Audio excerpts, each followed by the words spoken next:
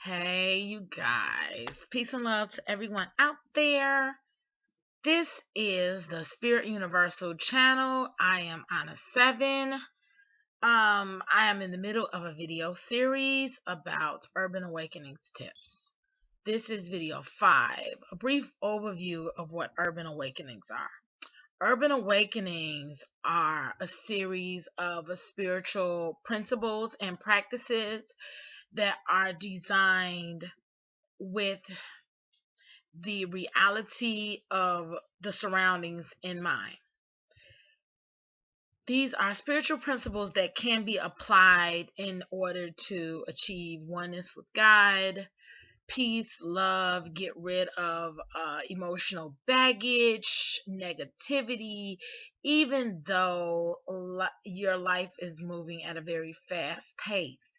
I call it urban awakenings because when you live in the city, life is very fast paced. It's very turned up, high octane. Everything moves very fast.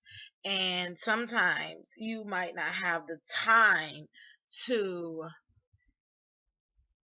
get into um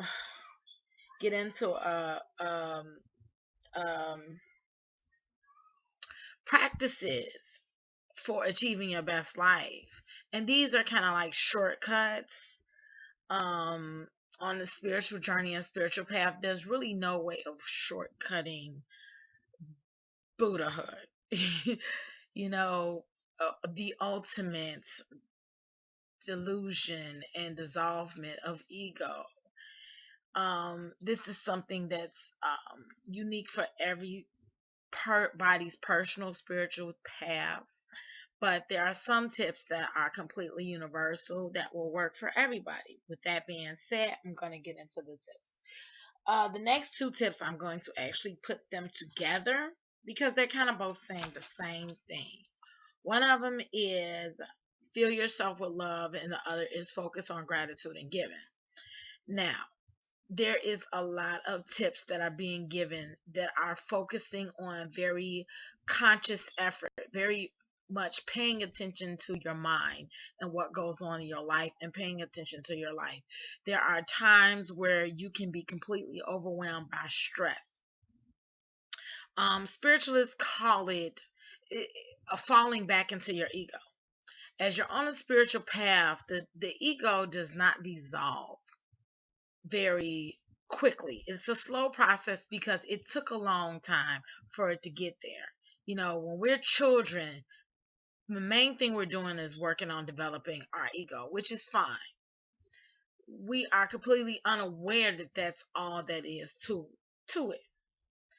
9 times out of 10, when you get to be an adult, you have bigger problems, bigger egos. But also, you have the knowledge, and we as human beings are beginning to find the knowledge of this path of building the ego leads us to a lot of suffering and feeling separate from God and feeling separate from ourselves and feeding into that illusion, because the illusion is that we are all separate from each other and separate from God, that just because we have a skin and a soul and a spirit that's housed in this body, that we feel like our journeys are separate. Not only are our journeys all meshed together and intertwined, but we are like a living cell. The planet of Earth is a living cell in the universe, the body of the universe. We are all in this journey together. It is no coincidence that we're all on this planet at this exact moment, even you guys watching this video and me making this video. We are all interconnected. Sometimes, however, with that being said, we are not always settled in that awareness. Like, I can talk about being spiritual in these videos where my background is quiet, my mind is at ease, the knowledge that I have is flowing to me. But when I'm out in my car, grocery shopping, whatever, the stress of everyday life does tend to creep up. When that stress invades your peace and it invades your spirit to the point where you can't shake it, one good trick is if you focus on giving and gratitude and purpose, it will begin to counter the negativity that the stress brings. To focus on giving is to find satisfaction in positivity. That is one of the ways to combat negativity. To be filled with love is basically to shift your focus away from what is causing the stress and what is bringing you negativity, and think about something that's going to fill you with positivity, such as while you're driving in the car, instead of focusing on how irritating it is to be stuck in traffic, look out the window and look up at the sky and think about how beautiful God's creation is.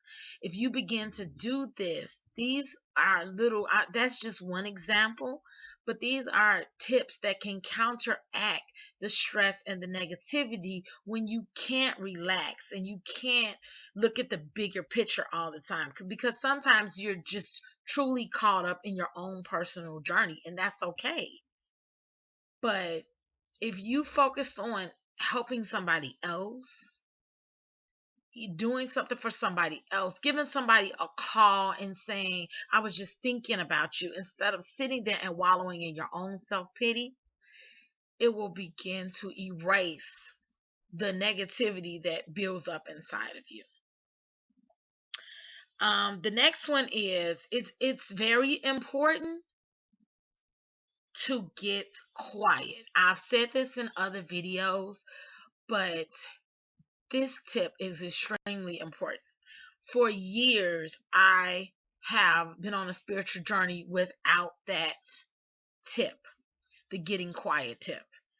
And what resulted was progress, but it was very slow and easy, very back and forth, back and forth. Within the past, I would say 3 or 4 years, I've incorporated getting quiet. I'm going to share my misconceptions with you, and then I'm going to share with you the reality of the situation. My misconceptions when I started a spiritual path, not having a Hindu background or a Buddhist background, and coming from a Christian based background, was that meditation was extremely difficult. When I was 25, I could not quiet my mind. I learned a technique that worked for me years ago that says, instead of putting your focus on quieting your mind, put your focus on watching your thoughts. Pull back your awareness and become a spectator of your own thoughts. Do not try to stop them.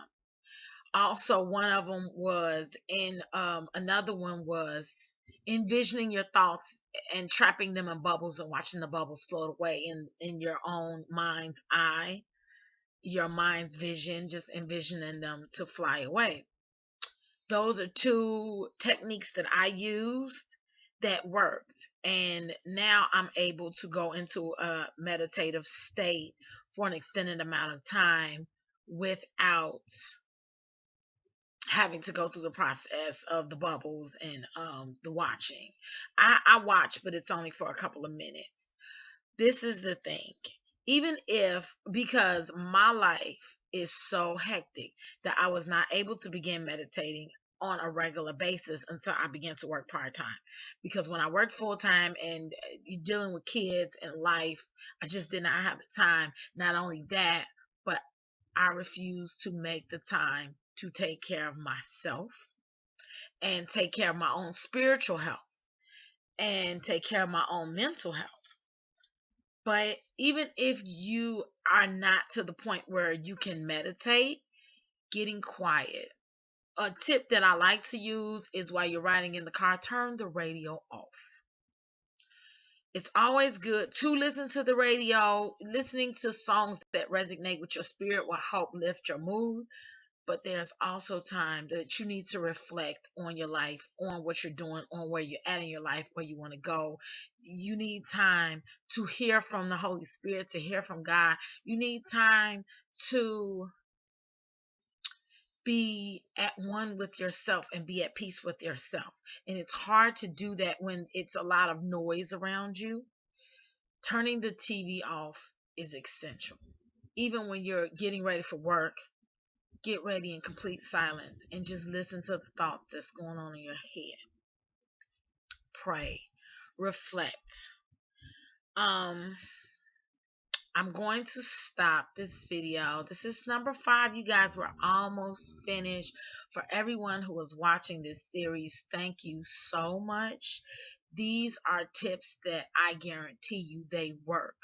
I have, if you would have known me 15 years ago and know the person I am today, you would bear witness to the fact that these tips work, because my life has been completely transformed through going through the processes of learning these spiritual practices. So to sum up, I went over 3: to fill yourself with love as a distraction, to focus on gratitude and giving, and to get quiet / meditation / praying. All right, you guys. Peace and love.